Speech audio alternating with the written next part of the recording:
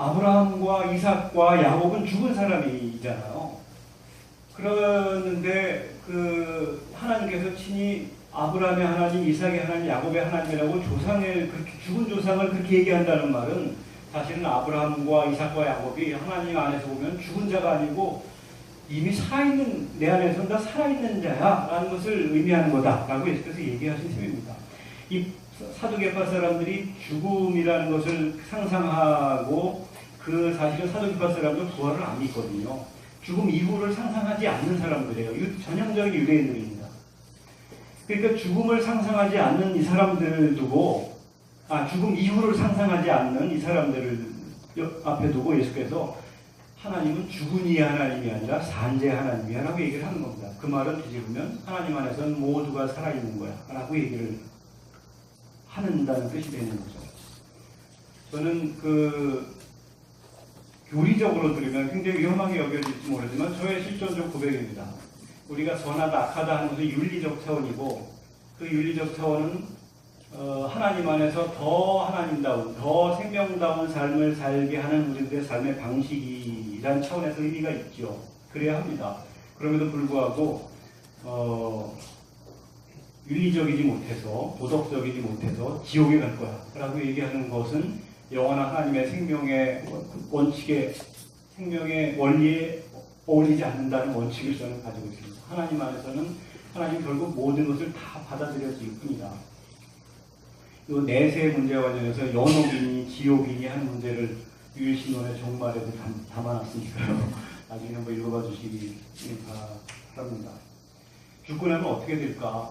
저는 이미 살아있을 때도 하나님 안에서 움직이는 것인데 의식하지 못하고 다 알 수 없지만, 그런 알 수 없는 이유는 몸에 제한되어 있기 때문이죠. 그러나 이 몸을 벗어버리는 순간 새로운 차원에서 내가 하나님 안에 온전히 합류한다는 사실을 알게 되리라. 그것을 알게 되는 사건이 바로 죽음이다. 그런 차원에서 지금 결국은 모든 이가 하나님 안에 온전히 다 흡수되고 받아들여질 것이다 하는 기대를 가지고 있습니다. 저의 사람들이 흔히 몸 속에 영혼이라는 어떤 알갱이가 들어있는 것처럼 상상하지만 저는 몸이 근본이 아니고 영혼이 근본이다. 물질이 근본이 아니고 의식이 근본이고, 의식이 물질 형태로 이렇게 나타나는 거지 물질 속에 의식이 일부 들어있는 게 아니라, 이미 애당초 우주적 의식, 그것을 하나님이라 그런다면 그 우주적 의식 속에 우리들이 있는 것인데, 그것이 제한돼서 지금은 잘 모르다가 어느 순간 쫙 영원한 세계에 대한 새로운 차원의 새로운 차원으로 합류된다는 것을 새롭게 느끼게 되는 시간이 오리라. 저는 그게 죽음이라고 생각합니다. 죽음은 하나님께서 다 받아들여 주실 사건일 것이다 하는 거죠. 윤리적으로 막 살아도 된다는 아니다. 그러나 저는 막 살아도 받아들일 거라고 생각합니다. 하나님 구분을 해야 되죠. 물론 받아들이는 정도가 좀 있어야 되지 않을까, 있어야 될 것도 같아요. 이걸 긴 얘기가 필요한데요. 그래서 저는 고민을 굉장히 많이 했어요. 그럼에도 불구하고 근본적으로는 하나님은 다 받아들여 주시는 분이다. 교회에 나온다고 안 나온다고 안 받아들이고, 교회에 나온다고 받아들이고, 이런 건 아닙니다. 그런 거에 비하면 우주라고 하는 것은 얼마나 광대합니까? 우주에 한 점 먼지만도 못한 지구에서, 그것도 지구에 한 점 먼지 못한 건 참 우리의 개인의 삶, 그것도 오랜 수십억 년의 세월에 비하면 정말 흔적도 없을 이 잠깐의 삶을 이것 가지고 영원한 천국과 지옥을 가르는 결정적 기준으로 삼을 수는 없다는 것이 일반적 기독교로 볼 때 위험할는지 모르지만 아무튼 저의 생각이기도 하고요. 성경 전체를 읽고 이런저런 책을 보고 과학적 사유를 하면서 내린 저의 결론이기도 합니다. 죽고 나면, 지금도 그렇지만 죽고 나면 하나님 안에 온전히 합류하게 될 거고,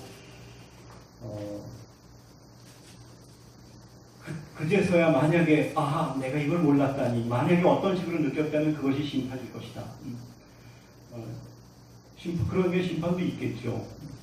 부끄러움의 정도로 나타날 것 같습니다. 지금 오늘에 얘기하면 내가 그때 왜 그랬을까, 이렇게 무지했을까, 함부로 살았을까, 부끄러움에 사로잡히는 이것이 심판의 크기가 아니겠는가, 그런 여러 가지 해설이 가능할 것 같아요. 바닷속에 가라앉아 있는 이 살아있는 사람 생각해볼 때 얼마나 안타깝기 짝이 없습니까? 이런 깊은 생각을 못한 채 다 하나님의 뜻이야, 세월호도 하나님의 뜻이야 이렇게 얘기하면 이 언어를 모르는 사람들에게 그 오해와 혼란만 불러일으키기 마련이죠.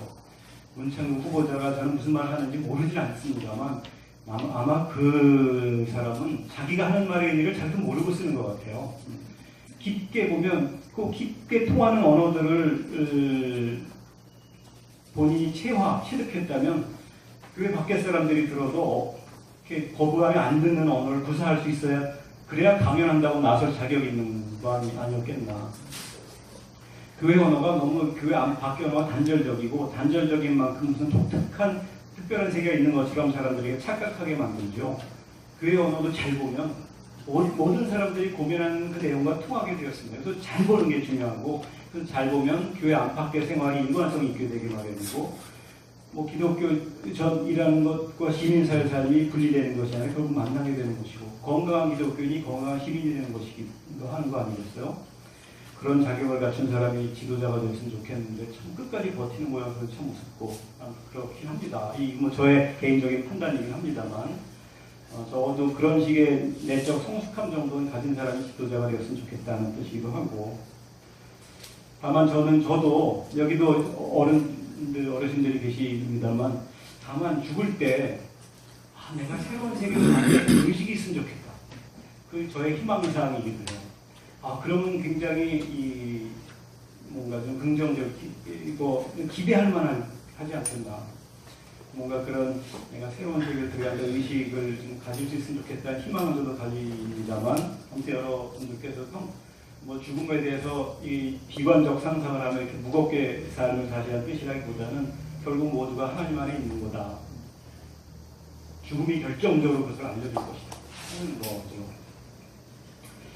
뭐 여러 가지 나라의 이 어지러움, 또 세월호 참사 이런 걸 보면서 또 제 자신도 이런저런 상상을 하면서 죽음과 그 이후에 대한 말씀 같이 나눠봤습니다. 길어졌네요. 제가 잠깐 기도하겠습니다.